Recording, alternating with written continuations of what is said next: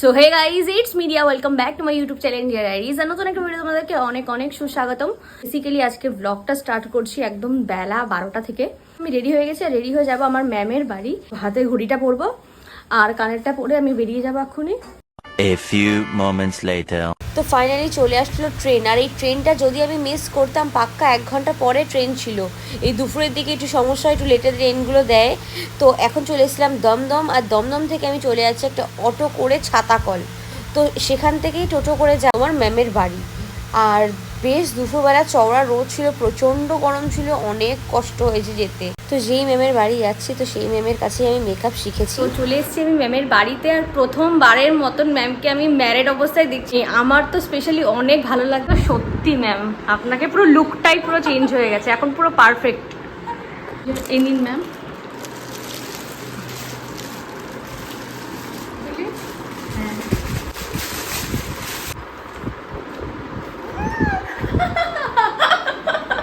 আমার প্রিয়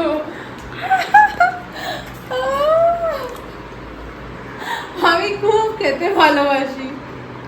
specially ma'am হলো পাটিসাপটা, মালপোয়া আর তালের বড়া। আমি খুব মিষ্টি খেতে, সব মিষ্টি না, এগুলো খেতে খুব ভালোবাসি। তার মধ্যে আমার ফেভারিট লিস্টে হচ্ছে পাটিসাপটা, মালপোয়া আর তালের বড়া। আমাকে এক হাঁড়ি দিয়ে দিলে আমি সব খেয়ে নেব। আমরা যাই খাই আর কি, প্রসাদী করেই খাই। প্রথমে রাধা মাধব মাতারা সবাইকে অর্পণ করে তারপরে আমরা খাই। থ্যাংক ইউ, ধন্যবাদ। জয় মা। তো এখন যাচ্ছি ঠাকুর ঘরের দিকে। তো যেই আমি পাটিসাপটাটা নিয়েছিলাম, তো সেটা এখন গপুকে ভোগে দেবে। যেহেতু আমাদের মিষ্টির দোকানে দেওয়া হয়, তো সেই জন্য পুরোটাই নিরামিষ ছিল। আর দেখো এখানে কত 3টে গপু ছিল। এই একটা গপু, আর তার পাশে একটা ছোট্ট পিঙ্ক কালারের কিউটি গপু, আর তার পাশে একটা বড় গোপাল। ম্যাম এখন ঠাকুরকে পুজো দেওয়ার জন্য সব কিছু রেডি করছে। তো বেশ আমার ভালো লাগছে যে আমি যেই জিনিসটা নিয়ে এসেছি, তো সেটা ঠাকুরকে ভোগে দেওয়া হচ্ছে। তো এটা ভেবেই আমার মানে খুবই ভালো লাগছে।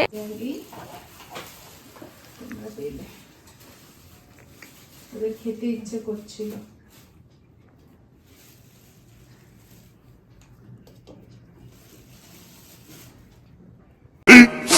15 minutes later. So alright guys, তো এখন লিভিং এরিয়ায় বসে রয়েছি। তো ম্যামের সাথে বেশ অনেকক্ষণ মানে গল্প আড্ডা হলো। তো এখন যাচ্ছি ঠাকুর ঘরের দিকে। আর এই যে গপু, এই একটা গপু, এই গপুটা বেশ একটা কিউট, সবসময় মানে হাসি মুখে রয়েছে, পুচকি। আর এই যে তার পাশে গপু, আর এখানে গণেশ। আর এই যে ঠাকুর ঘরটা বেশ সুন্দর, ম্যামের মতন করে অনেক সুন্দর করে সাজিয়েছে।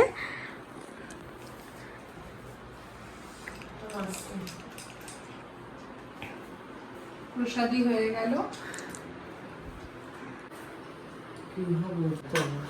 সুমিত আমার বিয়ের ভিডিওতেও না পেছনে এমন এমন কথা বলেছে। আমার মায়ের যে ভিডিওটা যেটা ভাইরাল হয়েছে, সুমিত বলছে মা যখন মানে আমি তো তখন কাঁদছিলাম ভেতরে ভেতরে, আর তখন বলছে হ্যাঁ ওনার মা তো এরকমই লুকটাই তো দেখতে চেয়েছিলেন ভিডিওটা। এটা কিন্তু জেঠুও চেয়েছিল, জেঠিমাও চেয়েছিল যে ম্যাম সেটেল হোক। আর এই যে জেঠু, তো জেঠু অনেকই ভালো মানুষ ছিল। আর ম্যামের ফ্যামিলির সাথে আমার সম্পর্কটা সেই অনেক আগের থেকে, তো খুব ভালো সম্পর্ক ছিল। এবার ম্যামের বাড়িও যাব, ম্যামের বাড়িতে আম গাছ আছে। তো জেঠিমার সাথে কথা বললাম, বললো যে যখন আম পাকবে তখন ম্যামের সাথে চলে আসবে, তো তখন যাব ম্যামের চুচুড়ার বাড়িতে। তো তোমাদের তো সেই ভিডিওগুলো দেখাবো। তো বেশি কিছু বলতে হবে না, ম্যামের রিয়াকশন দেখি বোঝা যাচ্ছে যে কেমন হয়েছে। আমার নারকেল ভালো লাগে না, এর মধ্যে কি আছে, ক্ষীর পুরো মেল্ট হয়ে যাচ্ছে জিভে গিয়ে। যে দুপুরের একটা বিশাল আয়োজন, হচ্ছে ম্যামের একটা স্টুডেন্টের বার্থডে। তো সেই উপলক্ষেই আজকে সবার জন্য একটা দুপুরে লাঞ্চের ব্যবস্থা করা হয়েছে। তো এখানে আছে ভাত, শুক্তো, আলু পটলের তরকারি, আর ঝুরি আলু ভাজা, তার সাথে ডাল আর চাটনি। তো যেহেতু ম্যামরা প্রপার ভেজ খায়, তো সেই জন্য সবার জন্য ভেজ থালি অর্ডার করা হয়েছিল। আর এই বার্থডে ট্রিটটা দিয়েছিল আমাদেরকে আয়েশা। আর দেখো আমরা সবাই মিলে বসেছি এখন খেতে। তো অনেক রান্নাগুলো অনেক টেস্টি ছিল, খুবই ভালো লেগেছে খেতে আমার। 2000 years later. আর এখন চলে এসেছি ম্যামের স্টুডিওতে। তো এখানে আমি একটু আয়নার সামনে দাঁড়িয়ে একটু স্টাইল করছিলাম। আর দেখো সবাই মিলে এখানে এখন ফটো তুলছে। আজকের দিনের কথা কি বলবো, খুবই ভালো গেছে আজকের দিনটা। তো এখন আসি ম্যামের স্টুডিওতে। এখানে ম্যামের স্টুডেন্টরা হচ্ছে তাদের প্র্যাকটিস করেছে। আর এই যে ম্যাম, আর এখন বসে আছি। তো একজনের বার্থডে, তো এই দিদির, তো এখন কেক কাটিং হবে। আর এই যে সুমিত কখন থেকে ভিডিও ফটো একদম এত এনার্জি পায়। আর এই যে আমি এখানে, আর এই যে এখানে কি মেকআপ রিমুভ চলছে। তো এখন আমাদের একটা ব্লান্ডার হয়ে গেছে। ও ব্লান্ডারটা কি সুমিত? আমি উল্টো বসিয়ে দিয়েছি। Happy birthday to you. Happy birthday dear Aisha. Happy birthday to you. আমি অন করতে ভুলে গেছি, ভিডিও চালু রাখ। তোমার নামে গান চলছে। The next day. এখানে আমি আমগুলো ছুলে নিয়েছি। তো এই আমগুলো এখন পিস পিস করে কাটবো। আম মিক্সিতে দিয়ে দিয়েছি। উপরে ঢাকনাটা আমি একদম।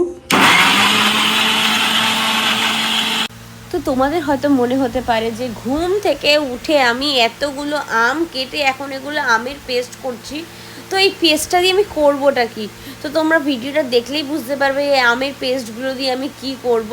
তো ফার্স্টে আমি আমটাকে ছুলে সুন্দর করে ধুয়ে পিস পিস করে কেটে এখন করে নিচ্ছি মিক্সিতে পুরো মিহি পেস্ট। আর এই পেস্টটাকে এখন আমি ওই বাটির মধ্যে সব রাখছি। তো একটু পরেই বুঝতে পারবে কেন আমি এগুলো করছি। তো তোমাদের মনে হতে পারে যে এতগুলো আম আমি কেন পেস্ট করলাম। তো এই দেখো 2 থালা আম সত্ত্ব দিয়েছি বড় বড়। তো এই থালার ওপরে এই আমের পেস্টগুলো, পাকা আমগুলো পেস্টগুলো দেব। ছোট্ট একটুখানি কাপড় নিয়ে এসে এটা ভিজিয়ে নিয়ে এসেছি। এটা কি করব, যখন আমি আমের পেস্টটা দেবো তার আগে একটু মুছে নেব। তো রোদ্রে দেওয়া হয় সেই জন্য হয়তো ধুলোবালি এসে পড়তে পারে। তো সেই জন্য ওপর দিয়ে হালকা করে মুছে তারপরে আমি দেব। এতে কি হলো, যে যদি কোনো ধুলোবালি ওপরে পড়েও থাকে তাহলে সেটা এই ভিজা কাপড়ের মধ্যে চলে আসবে। তো খালি চোখে বুঝতে পারবে না যে কোথায় ধুলো পড়েছে কোথায় বালি পড়েছে, সেটা তো বোঝা সম্ভবও না। তো সেই জন্যই আমি কী করি, ভিজা ন্যাকড়া দিয়ে সুন্দর করে মুছে নিই। আমার মোছার ডান। এবার তোমাদের মনে হতে পারে এত ডার্ক কালার কেন? পাকা আমের আমসত্ত্ব দিলে এরকম ডার্ক কালারই হয়।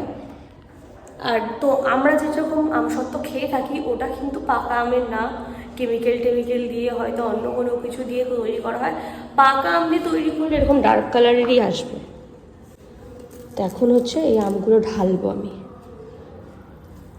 আমি কাঁচা আমের আমসত্ত্ব বানিয়েছিল, তোমরা তো ভিডিওতে দেখেছো। এইবার হচ্ছে পাকা আমের আমসত্ত্ব। বেসিক্যালি আমসত্ত্ব খেতে আমার ভালো লাগে, তো সেই জন্যই এই আমসত্ত্বগুলো করা।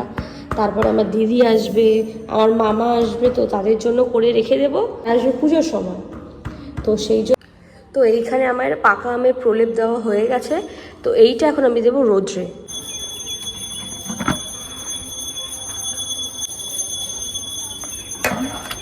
আমি 2 থালা আমসত্ত্ব দিয়ে দিয়েছি। তো এটা এখন রোদ খাক আর আমি নিচে যাই। তো দেখো গাইস, এই চৌকিটার ওপরে দেখো এখানে আলু, খাটের তলায় আলু, আর এই সব আলুগুলো দিয়েছে পিঙ্কি।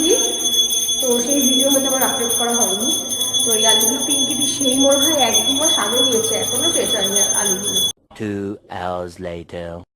তো দেখি এখন আমসত্ত্বর অবস্থা দেখো, অনেকটা টেনে গেছে কিন্তু একটু নরম নরম আছে, দেখো লেগে যাচ্ছে হাতে।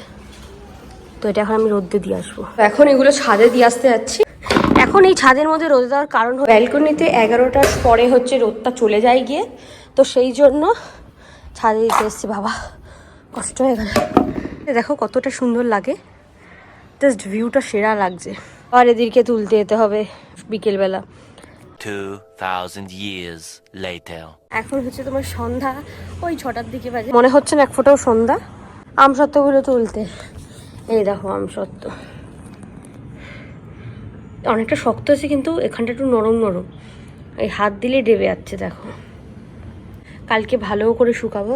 ভেবো না যে এরকম কেন আর তোরা মানে একটু ব্রাউন ব্রাউন হয়ে গেছে। আর আসলে অরিজিনাল যে পাকা আমের আমসত্ত্ব হয় এটার কালারটা ঠিক এই কালারটাই হয়। আর আমরা যেটা খেয়ে থাকি সেটা হয়তো কেমিক্যাল দিয়ে বা কুমড়ো টুমড়ো দিয়ে আর কি আমি শুনেছি করেছে, আমি সঠিক জানি না অবশ্যই। তো ওগুলোই তৈরি, কিন্তু অরিজিনাল যেটা আমসত্ত্ব হয়, পাকা আমের আমসত্ত্ব এইরকম কালারেরই হয়। যখন মানে এটা খাই তখন মনে হচ্ছে পুরো পাকা আম খাচ্ছি। এর ভিডিওটা কেমন লাগলো অবশ্যই সবাই কমেন্টে জানাও। আর হ্যাঁ, আগের মতন অত ল্যাব খাচ্ছি না, এখন চেষ্টা করছি আবার ভিডিওতে মন দিতে, রেগুলার ভিডিও দিতে। তো তোমরা কমেন্টে জানাও ভিডিওটা কেমন লাগছে। আর ভিডিওটা ভালো লেগে থাকলে অবশ্যই লাইক, শেয়ার, কমেন্ট করো, কারণ তোমাদের একটু সাপোর্ট আমাকে ভিডিও করার জন্য অনেক অনেক মোটিভেট করবে। তো do subscribe my channel Niyar diaries. দেখা হচ্ছে পরের দিন সকাল 8টার সময়। ততক্ষণের জন্য bye bye, take care, love you.